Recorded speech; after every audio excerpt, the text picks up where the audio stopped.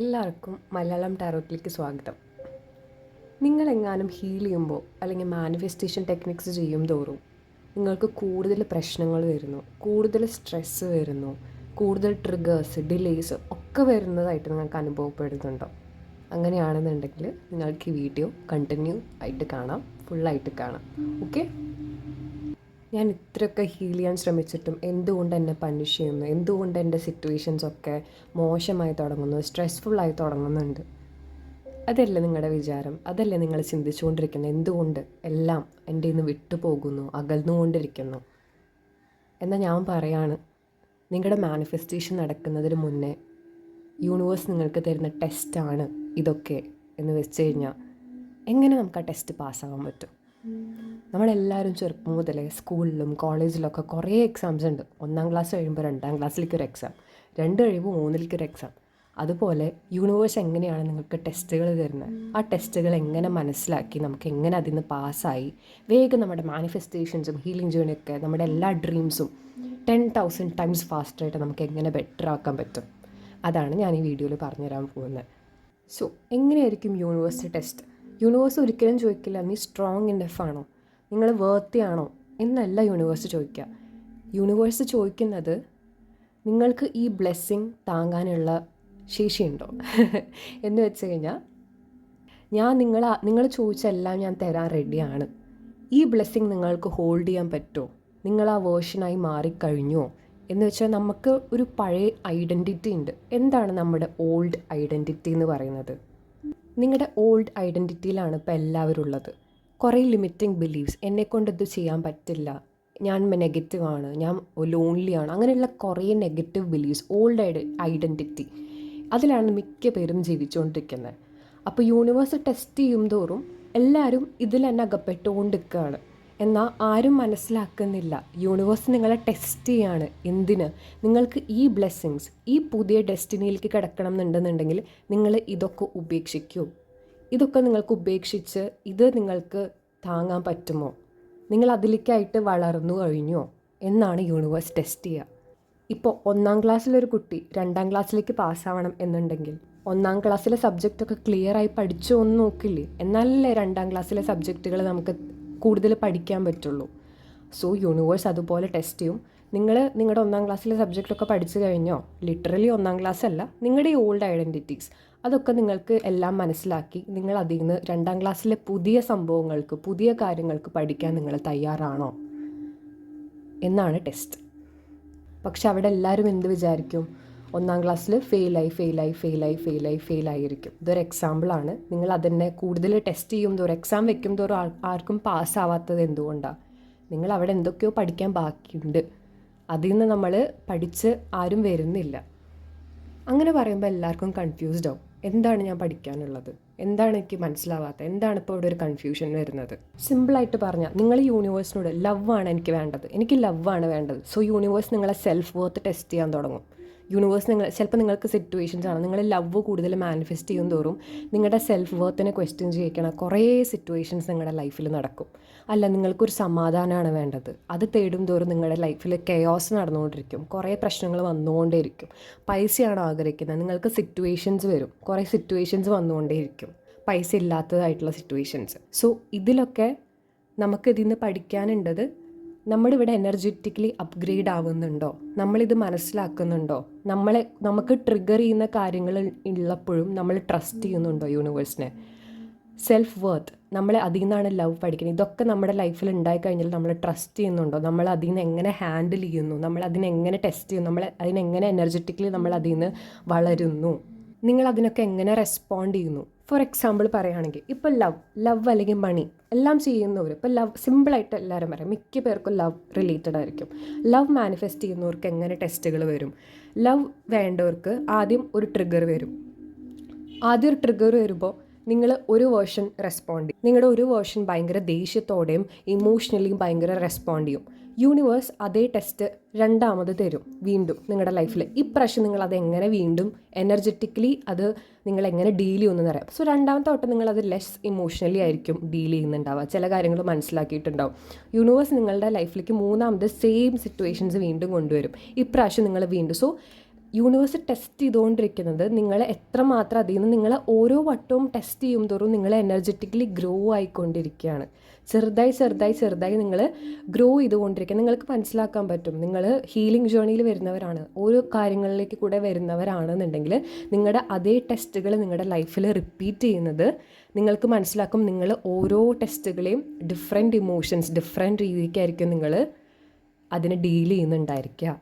അതിൽ കൂടെ നിങ്ങൾക്ക് മനസ്സിലാവും നിങ്ങൾ വളർന്നുകൊണ്ടിരിക്കുകയാണ്. അതൊരു പോസിറ്റീവ് സൈനാണ്. അല്ലാണ്ട് യൂണിവേഴ്സ് എൻ്റെ ഇതൊന്നും നടക്കില്ല, ഒന്നുമില്ല എന്ന് പറഞ്ഞിരുന്നു കഴിഞ്ഞാൽ നിങ്ങൾക്ക് വീണ്ടും ആദ്യമേ വീണ്ടും തുടങ്ങാം ഈ ടെസ്റ്റിൽ കൂടെ ഒക്കെ പഠിക്കാൻ. സോ യൂണിവേഴ്സ് ടെസ്റ്റുകൾ തരുന്നത് നിങ്ങളെ പുഷ് ചെയ്ത് നിങ്ങളെങ്ങനെ നെക്സ്റ്റ് സെൽഫിലേക്ക് പോകുന്നു, എങ്ങനെ നെക്സ്റ്റ് സെൽഫിലേക്ക് നിങ്ങൾ എത്രത്തോളം നിങ്ങളുടെ ബെസ്റ്റ് വേർഷനായിട്ട് ഫിൽട്ടർ ചെയ്തിട്ട് അവസാനം നിങ്ങൾ അതിൽ പാസ്സായി കഴിയുമ്പോൾ നിങ്ങൾ ആഗ്രഹിച്ചത് നിങ്ങളിലേക്ക് വരും.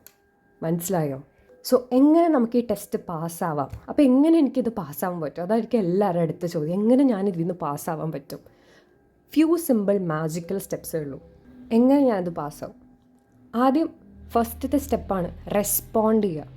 നിങ്ങൾക്ക് ഒരു സിറ്റുവേഷൻ, ഒരു കാര്യം നിങ്ങളുടെ ലൈഫിലേക്ക് നിങ്ങൾ മാനിഫെസ്റ്റ് ചെയ്യാൻ, ഹീൽ ചെയ്യാൻ തുടങ്ങുമ്പോൾ ആദ്യത്തെ ടെസ്റ്റ് വരുമ്പോൾ മനസ്സിലാക്കാം, യൂണിവേഴ്സ് എന്നെ ടെസ്റ്റ് ചെയ്യാൻ തുടങ്ങി.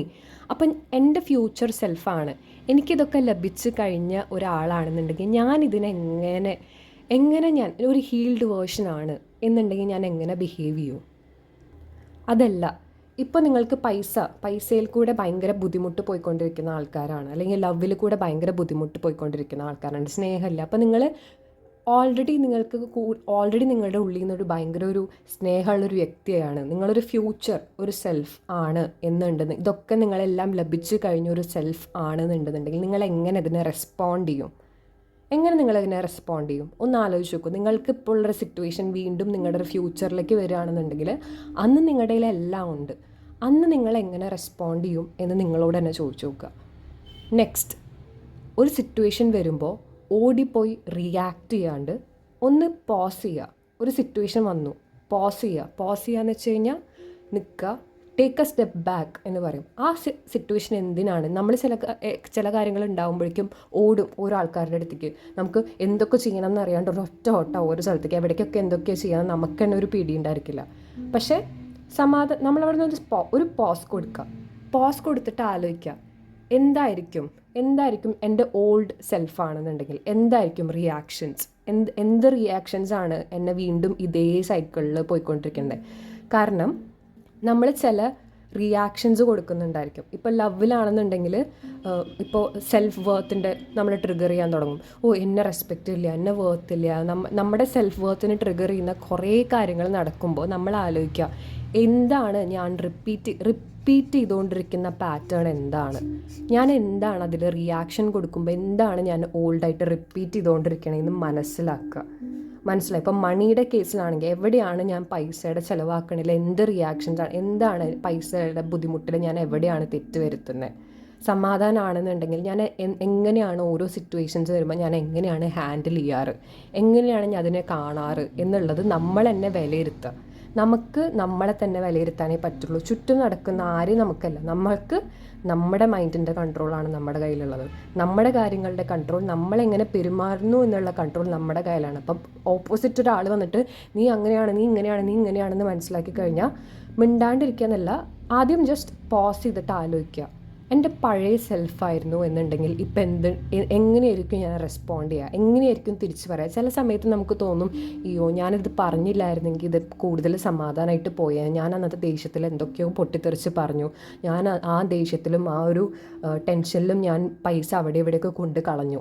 അങ്ങനെയൊക്കെ പല സിറ്റുവേഷൻസ് ഉണ്ടായിട്ടുണ്ട്. സോ എപ്പോഴും നമ്മളൊരു കാര്യത്തിൽ ഒരു ടെൻഷൻ ഫേസിൽ എടുത്തടി തീരുമാനിക്കുന്നതിന് പകരം പോസ് ചെയ്യുക, അവിടെ എന്താണെന്ന് മനസ്സിലാക്കുക. ഇനി ഡു ഓപ്പോസിറ്റ് എന്ന് വെച്ച് കഴിഞ്ഞാൽ ഞാനത് പറഞ്ഞു, പണ്ടത്തെ നിങ്ങളായിരുന്നെങ്കിൽ എന്താണ് ചെയ്യുക, അതിൽ നിന്ന് മാറ്റം വരുത്തി ബിഹേവ് ചെയ്യുക. അതാണ് ഏറ്റവും ഇമ്പോർട്ടൻറ്റ്, അതാണ് ഏറ്റവും നമ്മളിതിൽ ചെയ്യുന്നത്. പണ്ട് നിങ്ങളായിരുന്നെങ്കിൽ എങ്ങനെ ബിഹേവ് ചെയ്യും, ഇപ്പോഴത്തെ നെക്സ്റ്റ് അതിൽ നിന്ന് എങ്ങനെ മാറി നിങ്ങൾക്ക് ബിഹേവ് ചെയ്യാം. സോ കുറച്ചും കൂടെ പീസ്ഫുള്ളായിട്ട് ബിഹേവ് ചെയ്യാം, കുറച്ചും കൂടെ നിങ്ങൾക്ക് റിയാക്ട് ചെയ്യാൻ നിർത്താം. ദേഷ്യപ്പെടുന്ന ആൾക്കാരാണെങ്കിൽ നിങ്ങൾ ദേഷ്യപ്പെടാണ്ട് സമാധാനമായിട്ട് ഡീൽ ചെയ്യാം. അങ്ങനെ പല കാര്യങ്ങളും നിങ്ങൾക്ക് എന്താണോ നിങ്ങൾ പഴയത് ചെയ്തുകൊണ്ടിരുന്നത് അതിൽ നിന്ന് ഓപ്പോസിറ്റായിട്ട് ചെയ്തുകൊണ്ടിരിക്കുക. സോ ഇപ്പോൾ ഓൾഡ് പാറ്റേൺ നിങ്ങൾ ചേസ് ചെയ്തുകൊണ്ടിരിക്കുന്ന ആളാണെന്നുണ്ടെങ്കിൽ ഇപ്പോൾ നിങ്ങൾ ഡിറ്റാച്ച് ചെയ്യുക. പഴയ ഇതിൽ പാനിക് ചെയ്തുകൊണ്ട് പെട്ടെന്ന് വരുമ്പോഴേക്കും പാനിക് ആവുന്ന ആൾക്കാരാണെന്നുണ്ടെങ്കിൽ ഇപ്പോൾ ഒരു ഗ്രൗണ്ടഡ് ഡിസിഷൻ എടുക്കുക. ഒന്ന് എടുത്തിട്ട് കറക്റ്റായിട്ട് പാനിക് ചെയ്തുകൊണ്ട് ഒരു ഡിസിഷൻ എടുക്കാണ്ട് ഗ്രൗണ്ട് ചെയ്യുക, ഒരു ഡിസിഷൻ എടുക്കുക. അല്ലെങ്കിൽ പണ്ട് സെൽഫ് ബ്ലെയിം ചെയ്യുന്ന ആൾക്കാരാണെന്നുണ്ടെങ്കിൽ ഇപ്പോൾ സെൽഫ് റെസ്പെക്റ്റ് ചെയ്യുക. അങ്ങനെയുള്ള ചെറിയ ചെറിയ ചെറിയ ചേഞ്ചസ് വരാം. സോ മനസ്സിലാക്കുക, നിങ്ങൾക്ക് നിങ്ങളുടെ ലൈഫിൽ ടെസ്റ്റുകൾ വന്നുകൊണ്ടിരിക്കുമ്പോൾ നിങ്ങൾ ഫെയിലല്ല ആവുന്നത്, നിങ്ങളതിൽ ഗ്രോ ആണ് ആവുന്നത്. ഓരോ ടെസ്റ്റുകളും നിങ്ങൾ എങ്ങനെ പെരുമാറുന്നു, നിങ്ങളതിനെ എങ്ങനെ എടുക്കുന്നു, നിങ്ങളുടെ ബ്ലെസ്സിങ്സ് നിങ്ങൾക്ക് തരാൻ വേണ്ടിയിട്ട് യൂണിവേഴ്സ് നിങ്ങളെ തന്നെ ഒരു ബെറ്റർ വേർഷൻ ആക്കുകയാണ്. നമ്മൾ ഈ ചെറിയ കുട്ടികളെ വളർത്തിക്കൊണ്ടുവരുമ്പോൾ ഓരോ സ്റ്റേജസ് പോകുമ്പോഴും അവർക്ക് നല്ല കാര്യങ്ങൾ പഠിപ്പിച്ചു കൊടുത്ത് അവരെ സ്ട്രോങ് ആക്കില്ലേ നമ്മുടെ മക്കളൊക്കെ. അതുപോലെ യൂണിവേഴ്സ് നിങ്ങളെ മക്കളായിട്ടാണ് കാണുന്നത്. നിങ്ങൾക്കൊരു ബ്ലെസ്സിങ്സ് ന്യൂ ഡെസ്റ്റിനിയിൽ വരുമ്പോൾ നിങ്ങൾ ഓൾഡ് ഐഡൻറ്റിറ്റിയിൽ പെട്ട് കിടക്കുന്ന ആൾക്കാരെ കൊണ്ട് ആ ഒരു ന്യൂ ബ്ലെസ്സിങ്സിലേക്ക് പോകണമെന്ന് ആരെങ്കിലും ആഗ്രഹിക്കുമോ? ഇല്ല. അത് കഴിഞ്ഞു.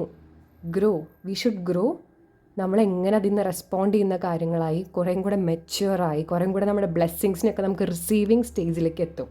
അല്ലെങ്കിൽ നമുക്ക് ഈ ബ്ലെസ്സിങ്സ് ഈ ന്യൂ ഡെസ്റ്റിനി ഒന്നും നമ്മളിങ്ങനെ ബ്ലെയിം ചെയ്തുകൊണ്ടിരിക്കുന്ന ആൾക്കാരാണെന്നുണ്ടെങ്കിൽ ഈ ബ്ലെസ്സിങ്സൊക്കെ നമ്മുടെ അടുത്തേക്ക് വരുമോ? ഇല്ല. നമ്മളത് ഓപ്പൺ ആയിരിക്കണം, റിസെപ്റ്റീവ് ആയിരിക്കണം, നമ്മളൊരു ന്യൂ വേർഷൻ ആയിരിക്കണം. ഇതൊക്കെ ഹോൾഡ് ചെയ്യാനുള്ളൊരു ന്യൂ വേർഷൻ ആയിരിക്കണം. സോ എന്തൊക്കെ ഇപ്പോൾ നമ്മുടെ ലൈഫിൽ നിങ്ങൾ ഹീലിംഗ് ജേർണിയിൽ പോകുന്നവരാണ് ഇതൊക്കെ വരുന്നുണ്ടെന്നുണ്ടെങ്കിൽ മനസ്സിലായിരിക്കുക, ഇത് ടെസ്റ്റാണ്. ഈ ടെസ്റ്റ് പാസ്സാകാനുള്ളൊരു 3 സ്റ്റെപ്പേ ഉള്ളൂ. നിങ്ങളത് മനസ്സിലാക്കിയാൽ മാത്രം മതി, വേറെ ഒന്നുമില്ല. So you are growing. ഓരോ ടെസ്റ്റിലും നിങ്ങൾ പുതിയ കാര്യങ്ങൾ പഠിച്ചുകൊണ്ടിരിക്കുകയാണ്, പുതിയതായിട്ട് നിങ്ങൾ വളർന്നുകൊണ്ടിരിക്കുകയാണ്. ആൻഡ് ഡെഫിനറ്റ്ലി നിങ്ങൾക്ക് ആ ബ്ലെസ്സിങ്സും ന്യൂ ഡെസ്റ്റിനിയും അവിടെ ഉണ്ട്. ഓക്കെ. സോ എല്ലാവരും ഈ ചെറിയ വീഡിയോന്ന് ഒരു അത്യാവശ്യം കുറേ ഇൻഫോർമേഷൻസ് ആയെന്ന് വിചാരിക്കണം. പിന്നെ ഞാൻ എൻ്റെ മെമ്പർഷിപ്പ് തുടങ്ങിയിട്ടുണ്ട്.